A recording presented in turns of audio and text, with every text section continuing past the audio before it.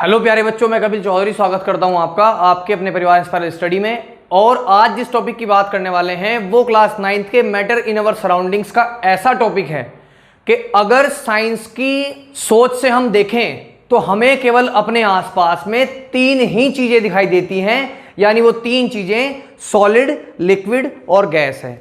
ठीक है, ये पहली बात क्लियर हो गई। मैटर इन अवर सराउंडिंग्स पे सबसे पहला जो वर्ड है वो मैटर हम लोग पढ़ते हैं, यहां पे लिख रहा हूं, आप लोगों को दिख रहा होगा।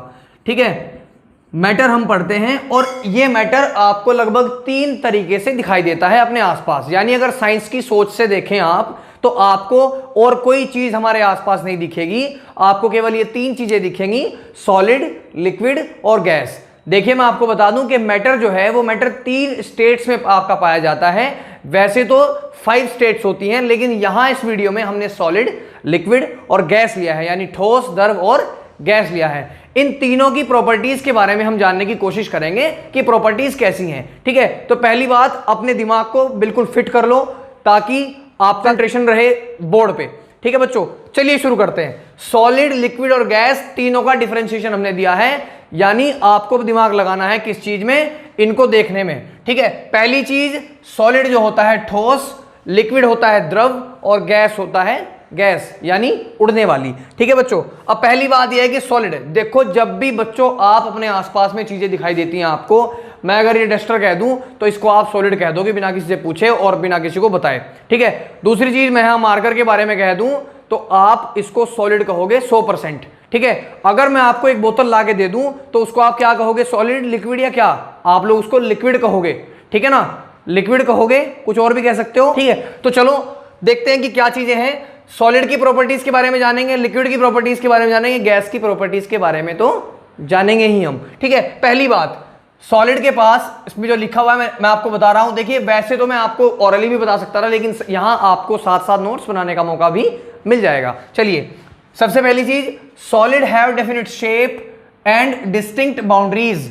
अगर मैं एक छोटा सा एग्जांपल लेकर के कहूं, देखो वहां पर लिखा हुआ है वो बात अलग है, लेकिन जब समझाऊंगा आपको तो वहां आपके पूरा टोटल मैटर समझ में आएगा। अगर मैं कह रहा हूं कि ये मार्कर क्या है, ये मार्कर एक सॉलिड है। ठीक है, अब इस सॉलिड का यहां इसने क्या कहा, definite shape and distinct boundaries. अब अगर इस चीज को आप देखेंगे तो यहां इस मार्कर में, थोड़ा और पास ला सकता हूं मैं, यहां इस मार्कर में आपको क्या दिख रहा है, आपको इस मार्कर की डिस्टिंक्ट बाउंड्रीज दिख रही हैं। और दूसरी बात, इसका एक अलग ही शेप है, यानी अपना शेप होता है सॉलिड का। कोई भी सॉलिड आप ले लो, कोई पत्थर ले लो, उसका अपना शेप होता है, उसकी डिस्टिंक्ट बाउंड्रीज होती हैं। ऐसा फैला नहीं रहता कि उसकी झाड़ जो है पूंछ निकली रहेंगी, ऐसा नहीं। सॉलिड जो होगा वो सॉलिड जो होगा उसका पूरी डिस्टिंक्ट बाउंड्रीज रहेगी, साथ ही साथ एक डेफिनेट शेप रहेगा। उसके बाद में मैं बात करूंगा, लिक्विड की बात आगे करेंगे, लिक्विड बहुत जरूरी चीज है तो इसकी बात हम बाद में करेंगे। दूसरी चीज, solid have a fixed volume. Solid have a fixed volume. अगर मैं कहूं कि आपका जो है ये मार्कर ये 5 ग्राम का है, ठीक है, तो ये 5 ग्राम भाई साहब फिक्स रहेगा, ये कम नहीं होने वाला है ना। आप अगर कोई चीज ले लोगे, कोई भी आप सॉलिड चीज ले लो, तो उसका जो वॉल्यूम रहता है वो फिक्स रहता है, नहीं बदलता, नहीं बार बार चेंज नहीं होता, दल बदलू नहीं है वो। ठीक है जी। उसके बाद में हाई डेंसिटी, सॉलिड की हाई डेंसिटी होती है। Solid do not flow, solid flow भी नहीं करते, ऐसा नहीं कि हमने ऐसे डाल दिया और वो फ्लो हो गया, ऐसा नहीं होगा। ठीक है ना, सॉलिड डू नॉट फ्लो नहीं करते, ये बात आप दिमाग में डाल लें। ठीक है, उसके बाद में सॉलिड पॉजेस रिजिडिटी। रिजिडिटी का मतलब क्या होता है, जब हमने कह दिया कि डू नॉट फ्लो नहीं होता, ठीक है, इसका पार्टिकल अरेंजमेंट जो है वो बहुत ही टाइटली पैक्ड होते हैं इसके पार्टिकल्स। ठीक है, तो सिंपल सी बात है कि रिजिडिटी का मतलब होता है दृढ़ता। ठीक है, यानी सॉलिड्स में आपको दृढ़ता देखने को मिल जाती है। ये बात आपकी, ये पॉइंट आपका 5th था। उसके बाद solid does not possess the property of diffusion. अब डिफ्यूजन का मतलब क्या होता है, डिफ्यूजन का मतलब क्या होता है, आपस में मिक्सिंग, यानी इंटरमिक्सिंग ऑफ पार्टिकल्स। तो यहां ये जो प्रॉपर्टी है इसको पोजेस नहीं करता।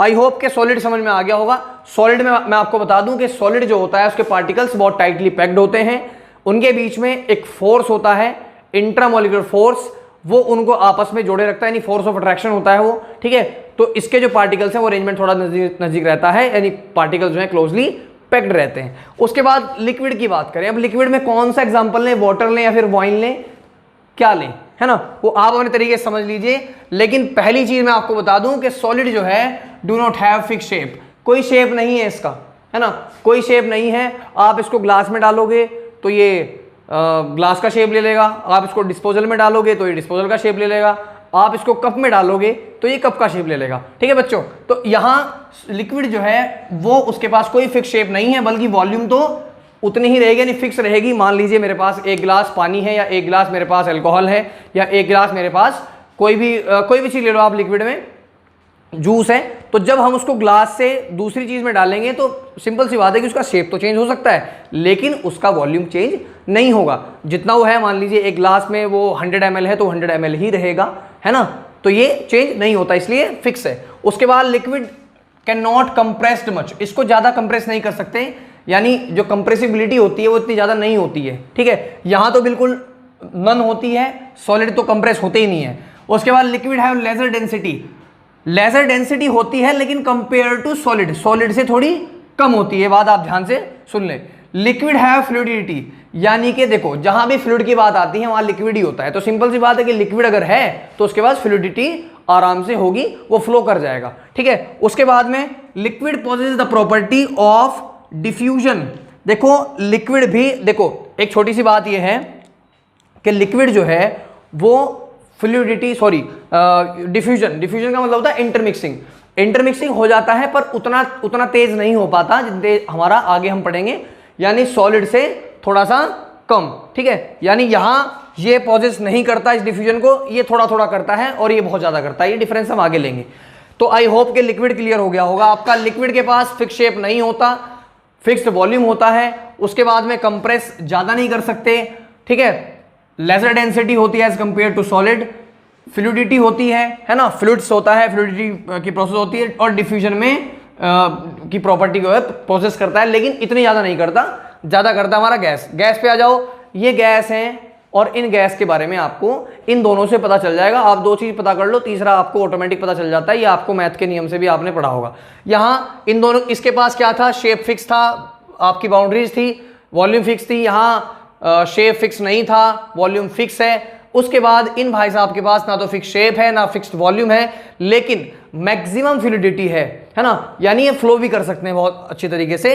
एंड लीस्ट रिजिडिटी का तो मतलब ही नहीं बैठता, बहुत लीस्ट है, बहुत कम है। गैसेज हाईली कंप्रेसिबिलिटी, कंप्रेस कर सकते हैं इसको, आपको गुब्बारा में भर कर दे दो उसमें हवा, उसको आप आराम से क्या कर सकते हैं, कंप्रेस कर सकते हैं, तो कंप्रेसिबिलिटी होती है। उसके बाद लो डेंसिटी होती है, ये बात आपको पता होनी चाहिए। उसके बाद इसके जो पार्टिकल्स हैं कंटिन्यूसली मूविंग करते रहते हैं, इसलिए इनका जो काइनेटिक एनर्जी होती है इनके पार्टिकल्स में बहुत ज़्यादा होती है ना, बहुत ही ज़्यादा होती है। उसके बाद डिफ्यूज वेरी रैपिडली। अब मैं आपको बता दूं कि गैस है, आप परफ्यूम लो, आप अगर परफ्यूम छोड़ के देखोगे तो थोड़े ही टाइम में उसकी स्मेल जो है सारे में फैल जाएगी।